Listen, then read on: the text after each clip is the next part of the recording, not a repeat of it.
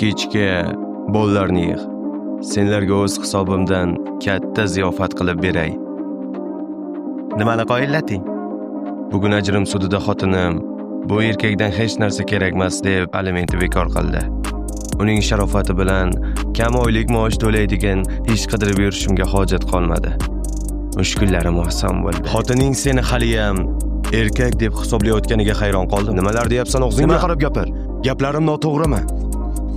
Yaqinda xotining haqida menga har xil bo'xtonlar to'qiyotgan eding. Yodingdami? Xotining sendan o'laroq mard ayol ekan. Kecha xotinim bilan xotining suhbatini eshitib qoldim. Sen haqingda bir og'iz ham yomon gap gapirmadi. Sen bo'lsa, oho, menga nimalar demading. O'z farzandlaridan ajralayotib, qalbi qaqshash o'rniga xursand bo'layotgan ota inson emas. Hayvon ham emas. Qanaq turga mansubsanlar o'zi?